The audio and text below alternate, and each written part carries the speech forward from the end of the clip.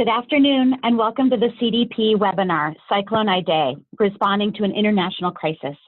This is Regine Webster, Vice President of the Center for Disaster Philanthropy. This webinar is provided with the incredibly generous support of the UPS Foundation and is co-sponsored by the Council on Foundations, the United Nations Office of Humanitarian Affairs, the Africa Grantmakers Affinity Group, and Interaction. Before we dive into the important content, I just want to lay out a few important reminders. First of all, this webinar is being recorded, so if you or your colleagues want to hear this webinar again, a link will be provided to you as soon as we close out this webinar. You can also submit your questions at any time using the Q&A box at the bottom of your screen, and we will work to answer any and all of the questions that come up at the end of the panel presentation. Please do not use the chat box, but rather use the Q&A box. And if you're on Twitter, please use the hashtag CDP4Recovery to share this discussion.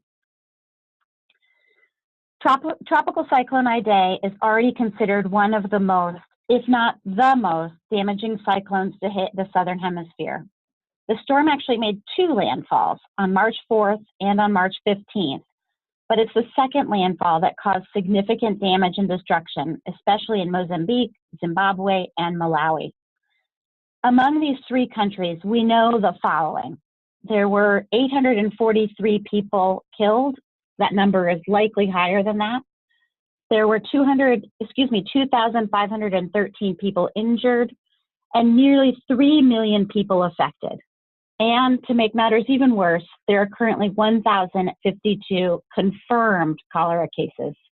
That number is staggering.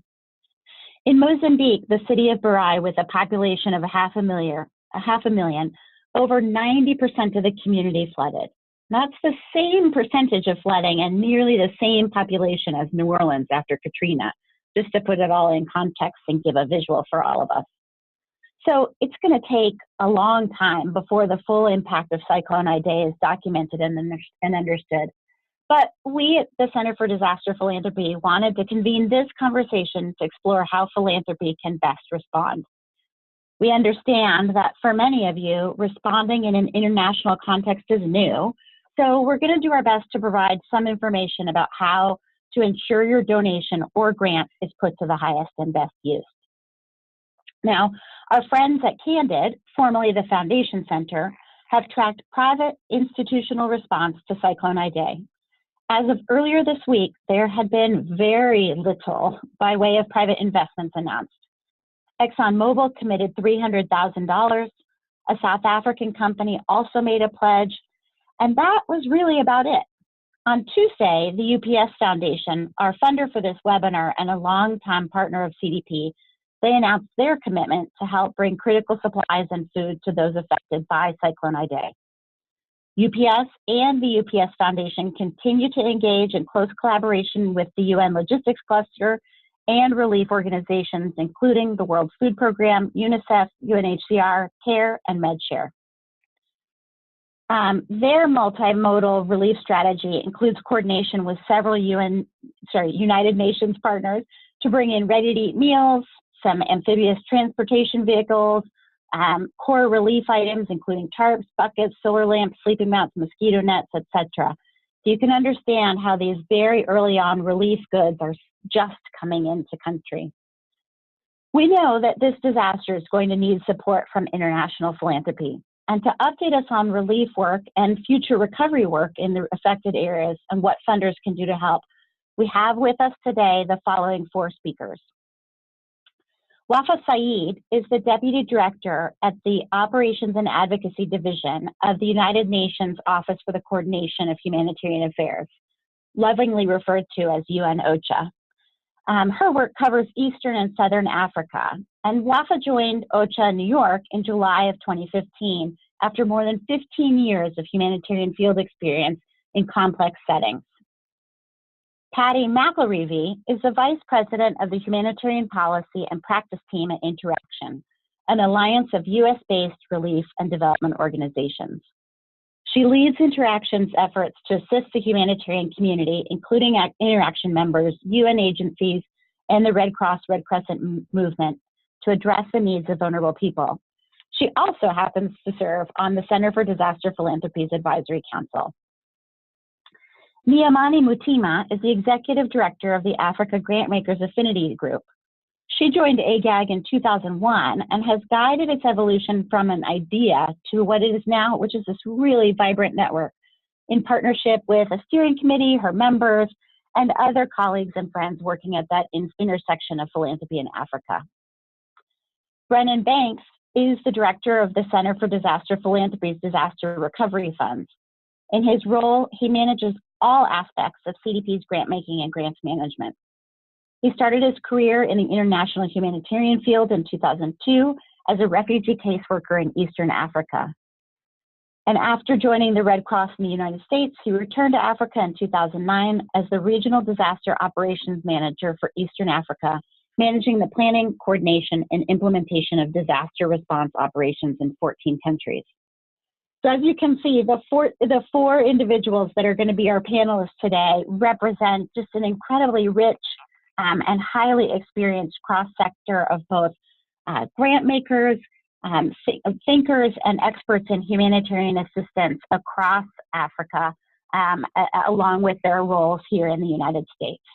So I just want to thank you all on our panel for taking time away from your work on this disaster to actually speak with us about this disaster today. So I think I promised all of you this, but we're going to do this conversation in a totally question and answer format. And the way I like to think about these webinars is that we're all sitting around a really big dinner table. And it's our pleasure that we get to speak with Wafaa, Patty, Niamani, and Brennan. So Wafaa, let me start by asking you a question or two. First off, can you just give us a brief update on the cyclone situation as it stands today? Okay, thank you so much. I think as we stand today, first we are seeing in many locations the levels of the water going down, because I think, as you mentioned, there has been flooding and heavy rains, and many areas we cannot reach because the road has been cut or because also too much water and being reached by air. So I think for now, the most important thing is that we are able to reach people in villages that were cut off before.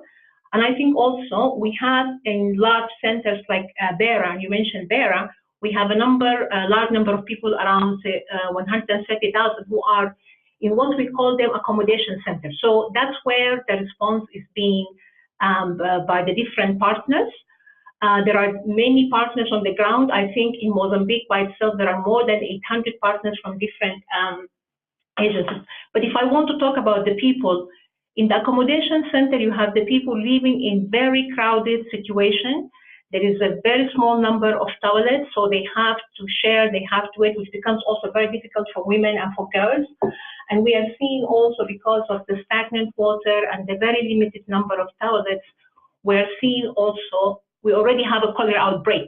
And we were talking in the matter of days, it was 2 cases, 5 cases, 500. Now we're talking about 1,400 cholera cases. And the good news is that all the partners are working together and the vaccines have arrived in the country, and we started vaccination of the people that are affected today. I think also, so these people are providing assistance for the people in the centers, and I think the most important thing is try to decongest and give them support. We're also trying to move away from this, not to move away, but also to provide assistance to the people who were in some of the villages that were cut off. And also in these villages, I think the situation is very difficult, and in some of them we have to provide assistance still by air, and some of them we are reaching by road. So we are at the phase of scaling up the response, and I think people are being reached with food, they are being given also vaccination, and I think one of the critical things also that we are looking at how for these children to resume their education. And I think not just for the education, which is very important, but also in this situation, you want to give people a sense of normalcy, so that also going back to their life. We have seen that the people have been very much traumatized. A large number of children have been separated from their families. An organization like the International the Red Cross are also working at family tracing. So let me just stop here. That's helpful. You said there's 800 partners. Does that mean that there's 800 unique non-governmental organizations working on the relief effort right now? No, these are not 800 unique organizations. Okay. Yeah, these are like individuals from the Red Cross. I think there is the Federation Red Cross. They have a large number of volunteers in the country, and then we have the NGOs and the UN agencies. Okay, thank you for clarifying that. That would have been a lot. That would have been a lot. So Yes. tell us, what is it that OCHA does? So what are the activities that OCHA undertakes in a situation like this? Can you break that down for us? Okay, I think OCHA is a coordinating body, and what we do first, we have had colleagues already in the 3 countries affected before the cyclone, because we knew the cyclone was coming and we knew we had the rains. And I think, but nobody saw that the scale of the crisis. So what OCHA is doing, we quickly, with the government partners and with other partners, try to very quickly to really understand the needs. And this has been quite difficult, and has been also very fluid and changing by the day. So I think what we have done, we have sent colleagues who set up what we like, you know, what you can call a coordination center, where people are coming together and try to get the information very quickly. So we have daily situation updates so that people can agree the supplies or the resources that are coming should go to which area. And also to make sure, because I think I just mentioned this number of all these partners, to make sure that if you reach the people, you don't only give them food, you don't only give them jerry cans, you give them as much as possible this needs integrated together. So I think that's what we have been trying to do. I think OCHA also, we manage the Central Emergency Response Fund, and my boss, Mark Locker, immediately, very quickly provided 20 million to kick start the life-saving response, the very initial thing that should be done, including the logistics, because we have faced a huge challenge in the logistics. We are also supported quickly the government to have an assessment of the needs and to issue the plans. And so now we have plans for the 3 countries to be able to tell people who want to provide support, where can you give and how much is required and where. So we have supported those efforts. And now we continue to do daily situation briefs in these countries and to issue also reports to inform about the situation and to also bring the partners together to have the coordination meeting from the different, whether they are working, provide water or food or health, because I think sometimes we have to make sure, because we had, for example, very limited storage facilities. We have very limited fuel for aviation. And I think sometimes we don't want it to be a competition and agency, but to really make sure that we give the people what they need most in a very coordinated manner. Thank you. Thank you. That's a terrific overview. I really appreciate that, Wafaa. I'd like to now turn over our conversation to Patty. Patty, you know, Interaction is a membership organization of the relief and development organizations that are U.S.-based but operate internationally.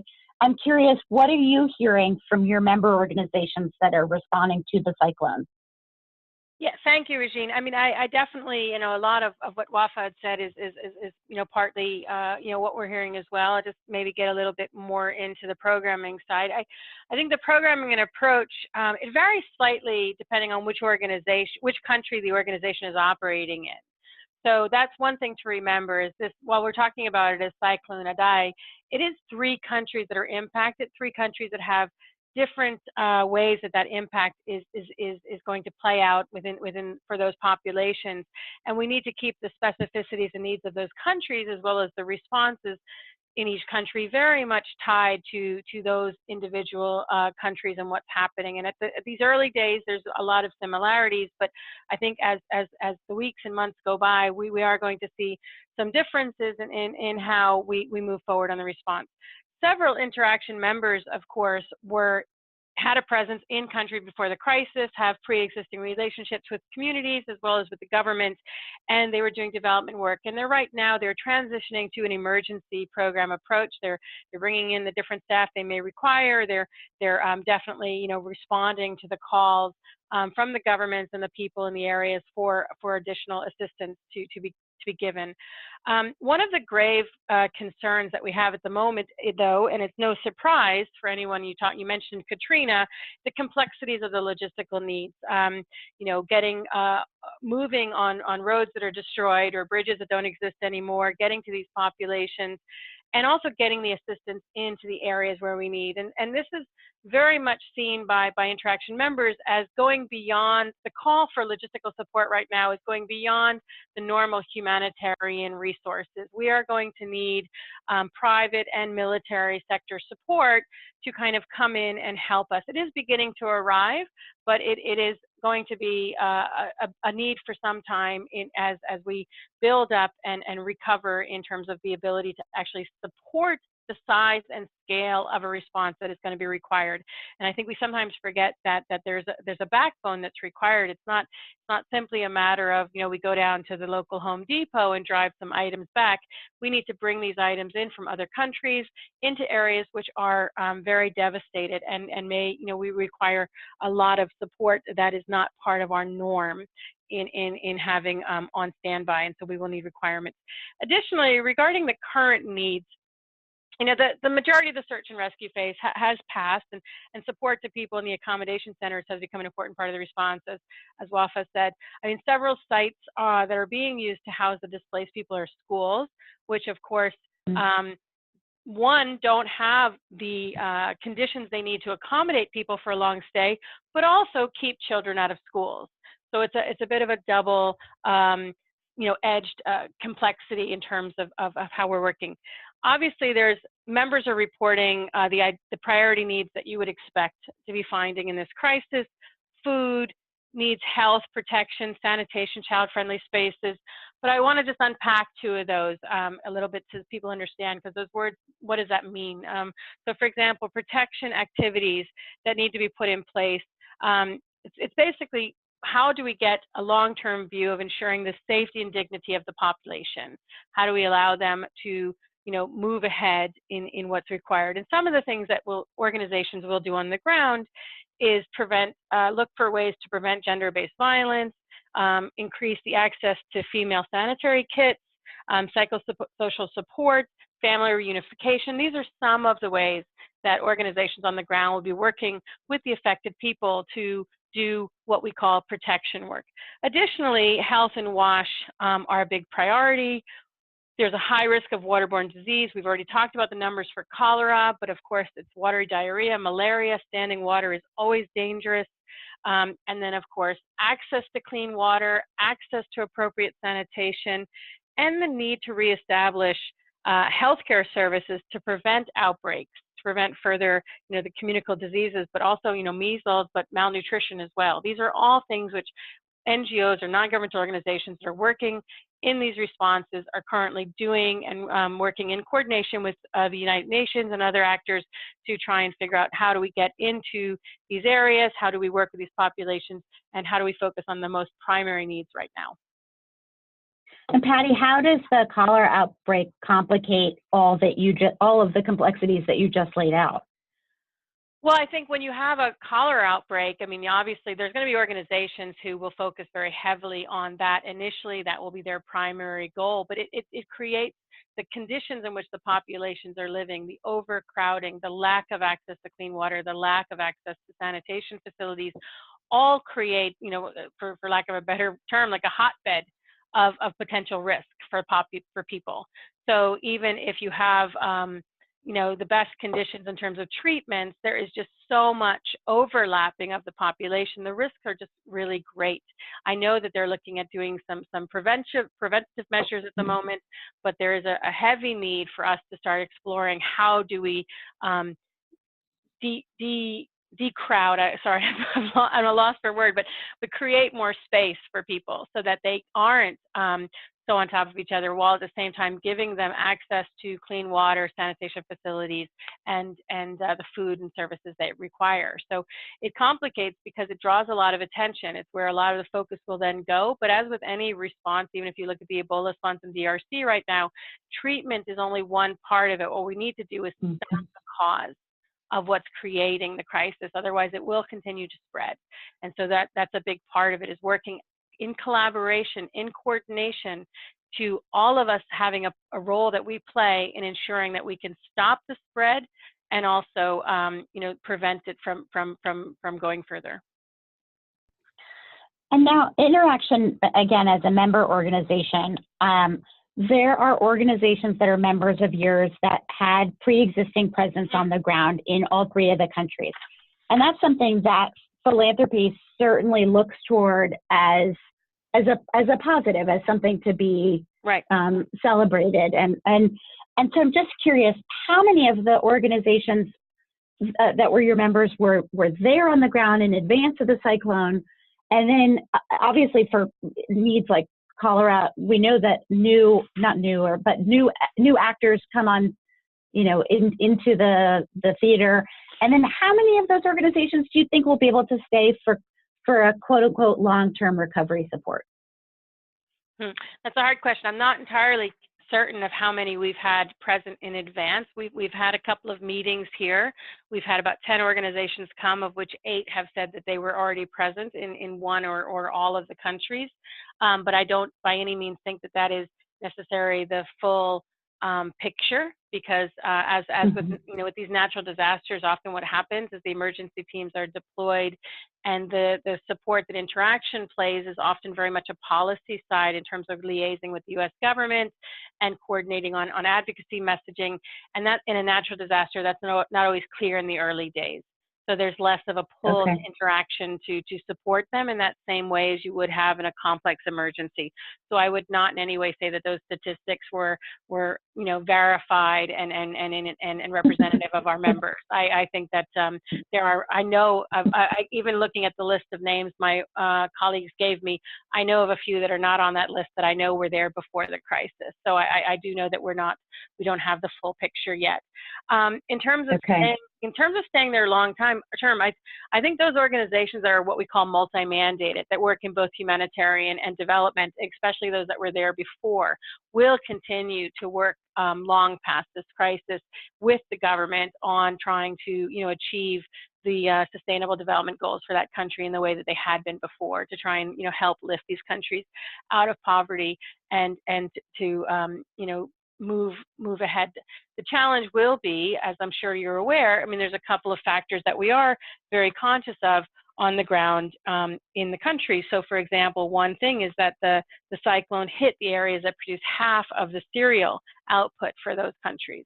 So you have not only this current crisis that we're facing, but you have the very development agenda of the food production, food security, livelihoods hit once again by what is a cyclical, disaster situation for some of these countries, and just further stretching their coping mechanisms. And so we do need to look at how do we get programming into these areas with a more development, long-term programming approach, but that also have a disaster risk reduction and mitigation component to them, because these countries are struggling with what is a cyclical drought or flood situation, and it is affecting their agriculture production and their livelihoods. And these are the types of programming that members of Interaction do work with with populations and governments in these countries.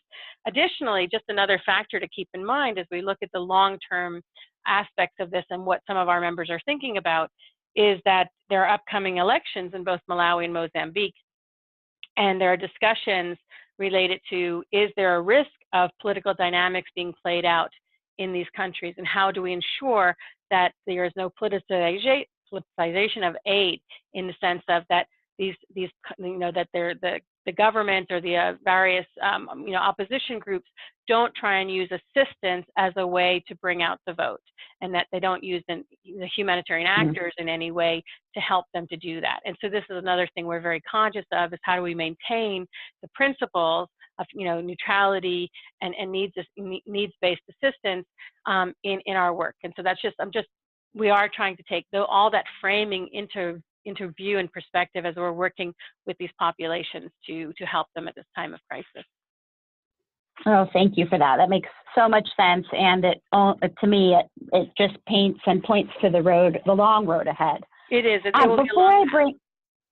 Before I bring Niamani into the conversation, I want to remind everybody that there is a Q&A box at the bottom of the screen.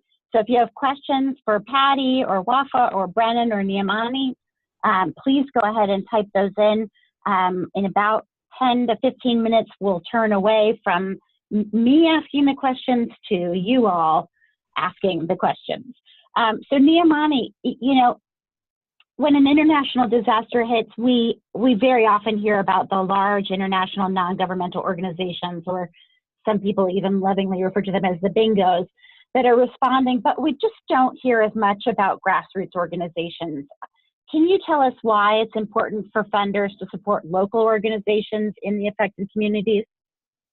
Well, you know, within the context of funding targeting Africa, for example, when disaster strikes, I mean, you're right, the media does highlight the role of external actors, such as the large INGOs and humanitarian organizations. And I mean, their role is very important in terms of responding to crises like this. But I think the high profile in the media of these organizations often creates a narrative that local organizations are not playing an active role in their own recovery. And when the spotlight fades and these larger organizations leave, it creates a vacuum. And so it's the local organizations that are at the core of the recovery process, sometimes in very small but important ways. I think two other points I'd like to make about the role of local organizations. And here, when I say local, we're not only talking about grassroots organizations, but we're talking about organizations that are located in that community, whether they be the local churches or the local universities, local businesses that are all impacted, but who also are the first line responders, and also those that are going to have to deal with kind of the solutions in terms of what the long-term impact is. So local context matters. And I think we saw this, for example, in the Ebola outbreak, that, you know, local organizations that serve the communities, they've built a relationship that's built on mutual trust. And they're also well positioned to understand the local attitudes. And so when you invest in local organizations, you're helping to sort of build and strengthen infrastructure and to leverage the knowledge and experience within communities. That's really important when disaster strikes. And it's important to tap into that knowledge and experience about that community, because when you're developing solutions so that they can more likely to move toward resilience and recovery, you can create solutions that are likely to be appropriate to the cultural norms and the economic realities of the people. And I think the last thing is that when large aid organizations and international NGOs that have focused on setting up clinics and delivering healthcare and all of the much needed supplies that are there, local organizations that are within those communities sometimes can reach the corners that large international NGOs and humanity organizations can't.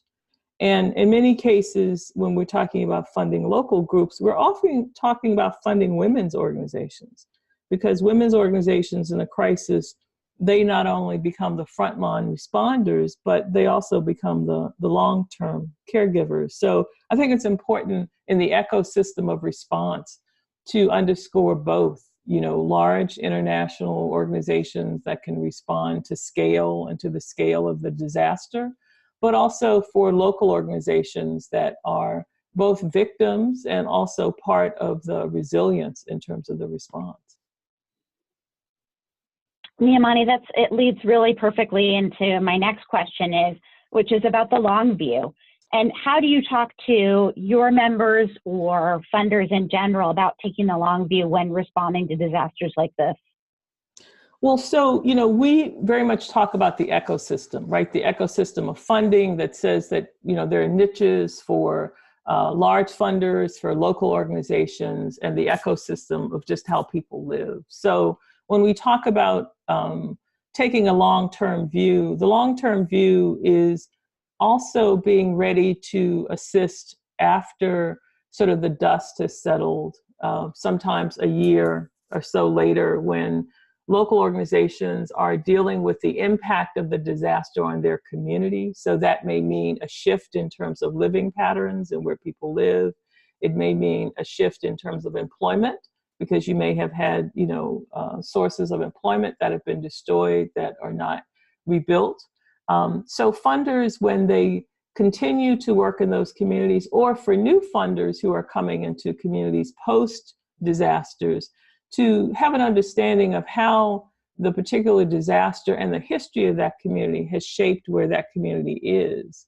And so to not sort of take a short-term view in terms of wanting to have sort of immediate results packages, but to make the investment that will not only help to support what they're trying to do with their individual philanthropy and or their particular program, but also that they're investing in an infrastructure system that makes it possible for other funders who are interested in investing in that community to come into an environment that's stronger.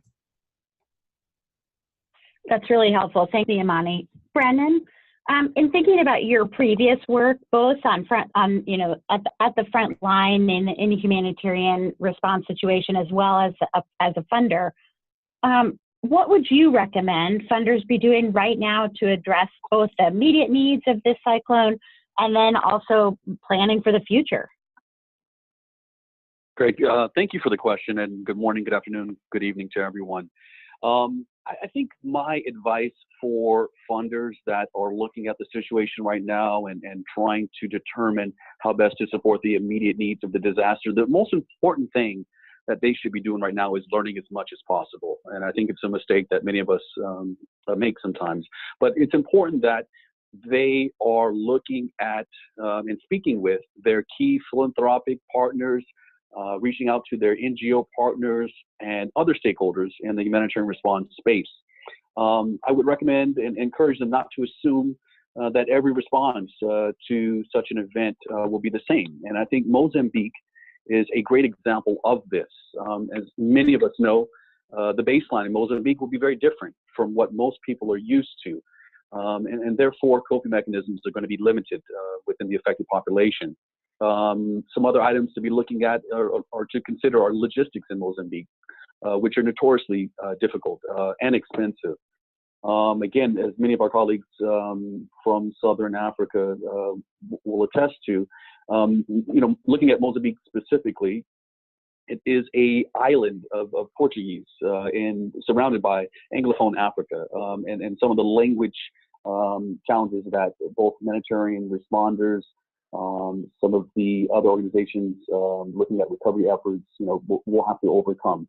And then lastly, again, looking at Mozambique, where there's a lot of attention, there's Maputo, and then there is the rest of Mozambique. And I think we have to be mindful that, it's important that when we're looking at central Mozambique and some of the worst affected areas in that sub-region, that we are reaching out to stakeholders from that area and not necessarily assuming that anyone that we speak to in Maputo will have the information that we need to make correct philanthropic decisions from abroad.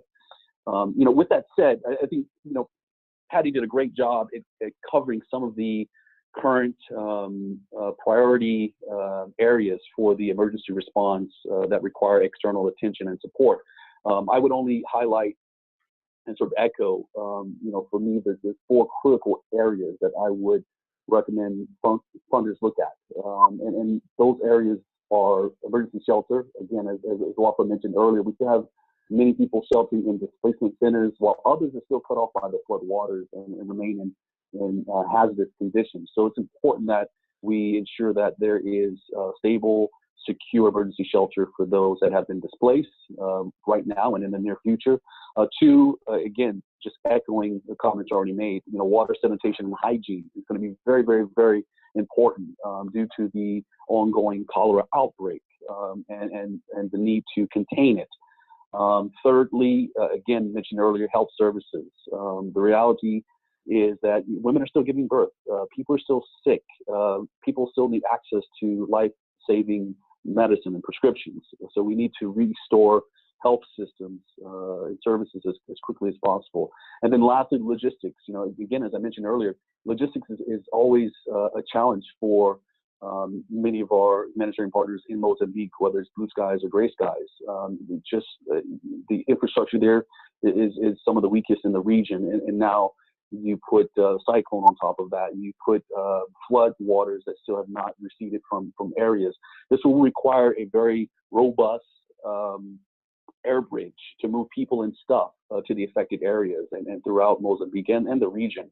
So we want to ensure that logistics is being supported, specifically transportation, in addition to emergency telecoms. I would encourage, the funders, while we're looking at some of those life-saving and other areas to reduce suffering, including shelter, water, sanitation, and emergency health, we also need to make sure that funders are aware of the operational challenges and costs, such as transportation and emergency telecommunications, that will also need to be supported for this response. And again, in short, I would just encourage funders to not rush into the situation, have a sense of urgency, but ensure that you are doing your homework and learning as much as possible from the current response and those involved, as well as looking at some of the previous cyclones that have affected Mozambique and Southern Africa. Brennan, you've done a great job for us in turning the conversation to the funder and this private philanthropic community. And I appreciate that how you laid out those buckets for us. So, and I want to pose this question. I'll start, Brennan, with you, please, and then I'd love for Wafaa and Patty and Niamani to come and weigh in as well. But the question of what should a donor do? And in very simple, plain spoken terms, I'd love to hear what each of your thoughts are about the private funder community. Right, I'll start off. In addition to reaching out to various stakeholders and NGOs and other partners involved, it's important that they start to look at, maybe their long-term strategy and how they want to not only support the immediate emergency response, but how can they also play a role in recovery. And again, the recovery will be a long, difficult one for Mozambique, for Zimbabwe and Malawi. And it's important that they are also starting to have those conversations about what recovery should look like and how best they can play a role in supporting recovery. And I think it's important, again, just to, note that, Mozambique is a beautiful and culturally rich country, but it's also notoriously difficult for implementing development and humanitarian programs. So any meaningful and quality recovery programs will need to have the additional time. We'll need to have additional time to achieve its outcomes. Again, staffing, logistics, and general operating costs are going to be slightly higher in Mozambique than some of the neighboring countries. So it's important for them to start looking at recovery and how they can play a role in that, but be mindful of potential barriers, obstacles, or roadblocks in the future. And as Patty mentioned earlier, we do have 2 elections scheduled for the near future, and that's something that we need to be mindful of, and how this could influence relief and recovery assistance. In addition to the fact that this is a sub-region that has continued to experience extreme droughts and floods over the last 10 years. So over the next few years, as we look at long-term recovery, there will be other shocks to the region. Most likely there will be droughts that will be experienced, or additional floods from the Zambezi River. So these are some of the items we should be considering and looking at as we look at long-term recovery. And lastly, I would love to highlight that, there's the area of individual recovery versus community recovery. And I think, we need to separate the two and need to realize that the recovery for Mozambique and Malawi and Zimbabwe, it will require significant investments in community level recovery, ensuring that education is restored, schools are reopened, ensuring that, community health clinics and health services are restored. Making those investments for the community to recover as a whole, while also continuing to identify ways to support individual recovery, whether it be livelihoods or other targeted interventions. Patty, what do you think? What's a funder to do? Well, I think Brennan and Niamani actually really said it. I mean, I do think you need to take the long view. I think that a lot of donors want to see immediate results of their investment, and that's understandable, and especially from the private sector, it makes sense in terms of the business model. But it's not really how development works. It's not how humanitarian response is best served, especially if you want to be as local as possible. You need to really examine how to be a bit more patient with the funding, to be a bit more open with what you're willing to fund, and to really allow the needs of the funding to be driven by the community itself. And while there are some things that we know maybe in those early days that are kind of kind of pro forma cholera response, there's a certain formulaic response to that in terms of what will be needed, but that's not going to be the end of this response, nor is it going to be by any means the road to recovery for these populations. And I mean, while the funding has been slow to come, maybe what we can look at that as a silver lining to say, okay, well, maybe it's because the donors are wanting to take a longer view on this. So let's see, how do we get that longer view in? How do we get some conversations going about that, and how you can approach these communities and really listen to what they need and follow their lead in how we can assist them best. And I do think that there's going to be a long recovery, and a different type of programming really needs to go into these areas in terms of working with communities, building up. I like the way Niamani had said it, there's going to be almost a new reality for some of these populations based on the situation of such a drastic change in their life.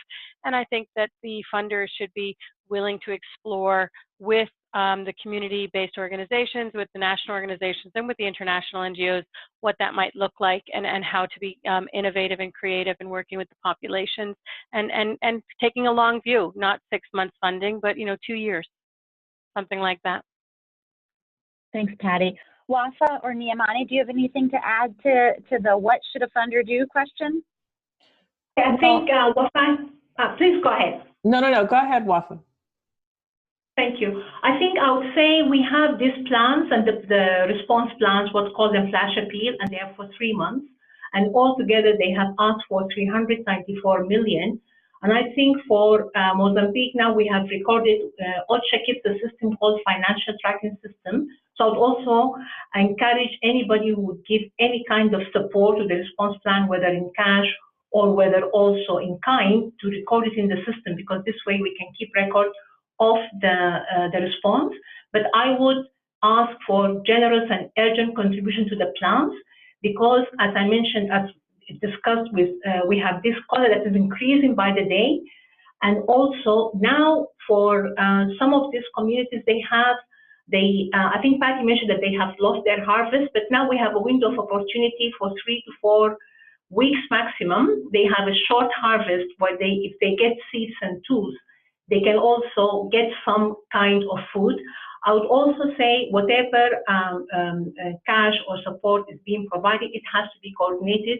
I think we are also making sure that the government and the local actors, we are coordinating with them. So I think that's very, very important. And being coordinated would ensure that it also goes to those who are in need, and also when we don't have enough that are prioritized.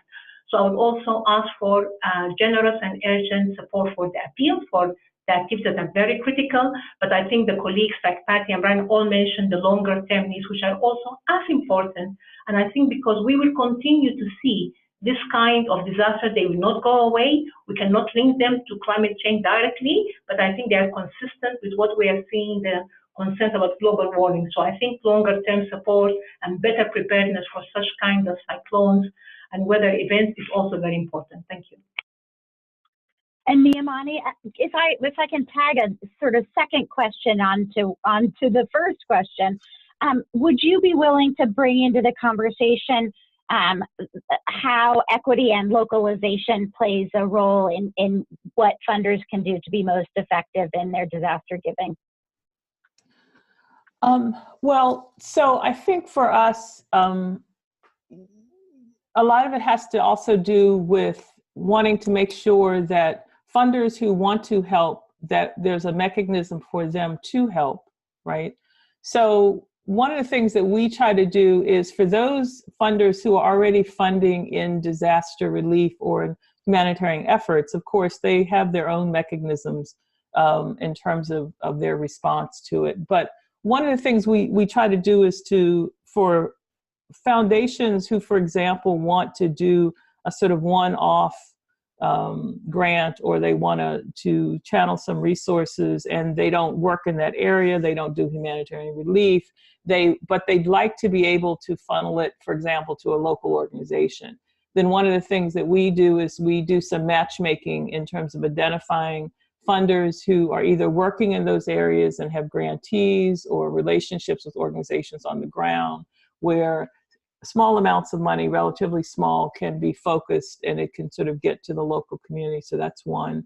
And two, it also helps in terms of the education process, because as I think Brennan talked about, it's really important for people to kind of understand what's happening and to understand what kind of impact that they want to have. And I think that in the ecosystem, you've got, folks who are in it for the long term, who are interested in having a long-term impact and are interested in putting in the resources that are necessary for that to happen. But I think you also have folks who are interested and want to respond in the short term. So we want to make sure that, there's a mechanism for them to do that in a way that's meaningful. I think the question about sort of, equity and whatnot, it sort of gets to the narrative around what happens to these communities that are hit by disasters like this and what it says about what we think about these communities. So again, sort of underscoring the long-term impact, we've sort of circled back to looking at how communities, for example, in Sierra Leone post the mudslides are faring. We've also circled back to look at the impact and what's happening in communities in Liberia, sort of post-Ebola.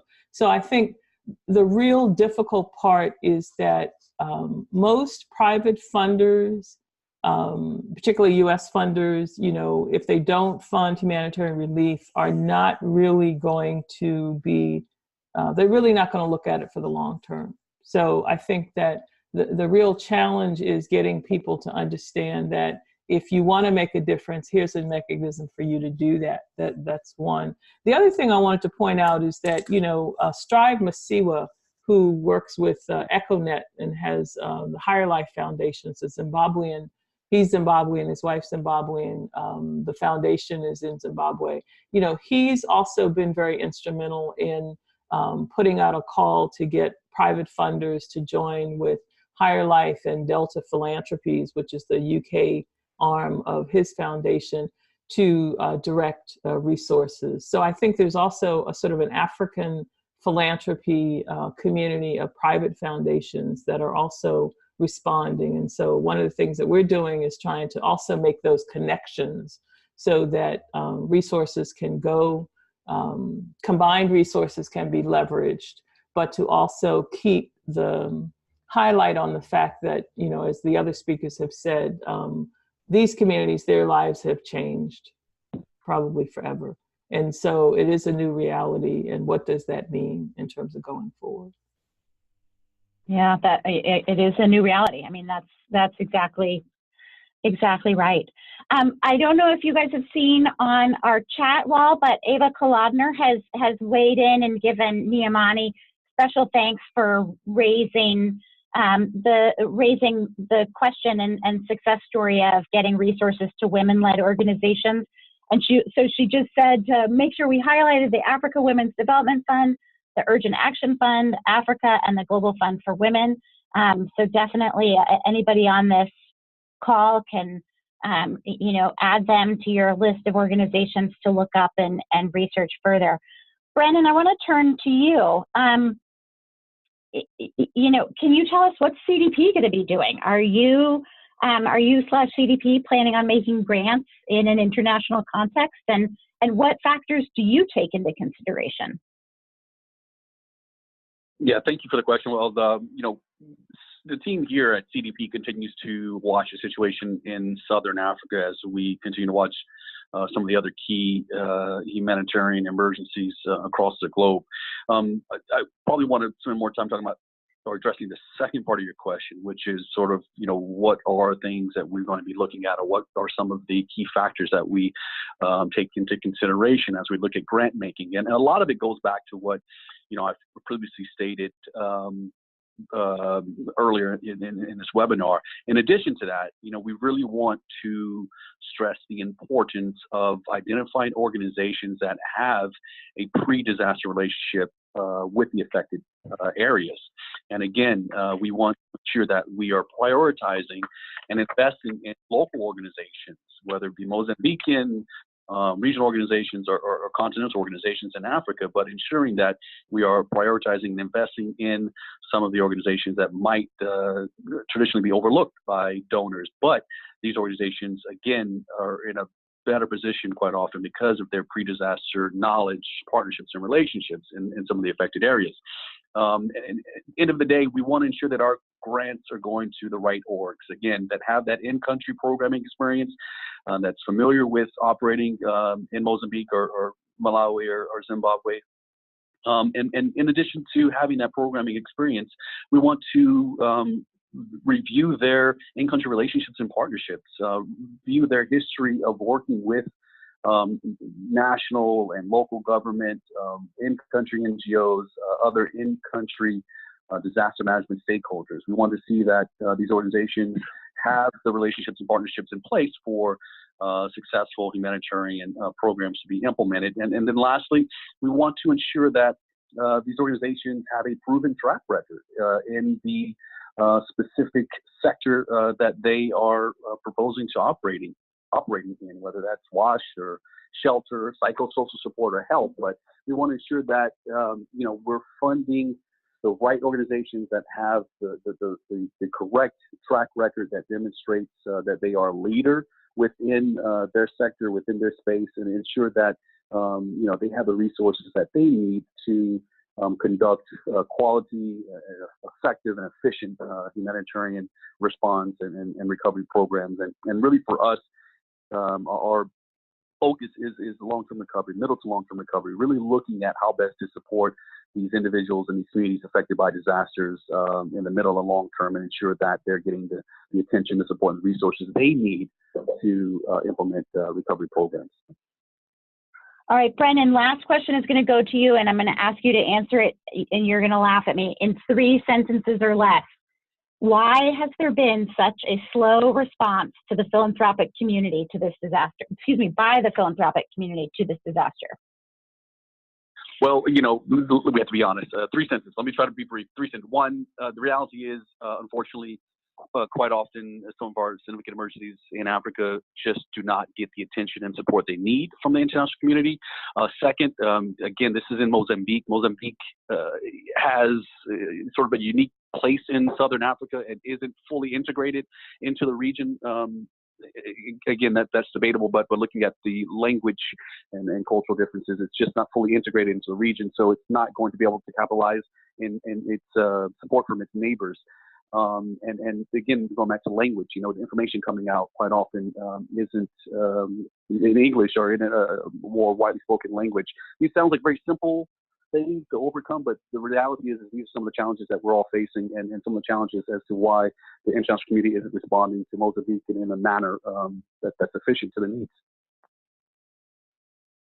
That was perfectly succinct. Thanks, Brennan. Well, I'm going to pivot a little bit and let you all know that today we're formally launching the CDP Global Recovery Fund, which is our exclusive fund for international disasters. And as with all of CDP funds, it's going to be devoted to medium and long-term needs that arise from catastrophic disasters, including natural and complex humanitarian emergencies. We know from previous experience, regrettably, that the focus of most individual giving is on the immediate relief phase. But we also know, as our panelists have shared, that there's just going to be these ongoing needs to assist with recovery for many years to come. You can find more out about our fund at disasterphilanthropy.org. To those of you who may be planning disaster response funding, CDP has many additional resources and information in our disaster playbook, and that can be found at disasterplaybook.org. And we also just have a list of fairly simple suggestions that I'd love to share with you about how foundations, corporations, and individual givers could consider giving to disasters that we'd love it if you would take these away with you today. First of all, as you heard from Patty, take the long view. Even while focusing on immediate needs, remember that it's just going to take some time for the full range of needs to emergency. Be patient in planning for disaster funding. It's going to take a long time, and funding will be needed throughout. And then recognize that there are places that private philanthropy can help that government agencies might not be able to. And I think that Niamani touched on this, that private funders have opportunities to develop innovative solutions with, in the case that Niamani brought to light, with on-the-ground actors, with local grassroots organizations that can really help to prevent or mitigate future disasters that the government cannot execute. And we have a saying internally to CDP that all funders are disaster philanthropists. Even if your organization doesn't work in a particular geographic area or fund immediate relief efforts, you can still look for ways to tie disaster funding into your existing mission. If you focus on health, on education, children, or vulnerable populations, disasters and complex humanitarian emergencies present prime opportunities. And then ask the experts. If you're considering supporting an organization that's positioned to work in an affected area, just do some research. The Center for Disaster Philanthropy, Interaction, UNOCHA, and the Africa Grantmakers Affinity Group can be helpful in so many ways to you, and all of us are just a phone call or an email away. So we're heading into the top of the hour. It's 1:56 by my clock in the Central Time Zone, and I just really want to respect everyone's time and keep this really to an hour. So we're going to start to wrap up today's webinar. I want to give special thanks to Niamani, to Patty, to Wafaa, and to Brennan for taking the time out of your day to share your expertise and your insights. Each one of you just has such valuable thoughts and ways that the funder community can be most well informed and most thoughtful in how they respond to this particular cyclone. I'd also like to give special thanks again to the UPS Foundation for sponsoring this webinar, and then also to our co-sponsors, the Council on Foundations, Africa Grantmakers Affinity Group, Interaction, and UNOCHA. And to all of you in the audience, thank you so much for all of you who joined us and raised questions and maybe took a note or two, or hopefully is taking away a new idea upon which they can act. If you do have questions that didn't come up or didn't get answered in today's call, like we said, we're just an email away. My email is regine.webster@disasterphilanthropy.org. And just ping me whenever you need me. And I just would like to say thank you one last time and wish you all a wonderful, wonderful afternoon. And hopefully the spring weather is shining wherever you are. Thank you so much. Thank you so much, Regine. Thanks all. Thank you so much.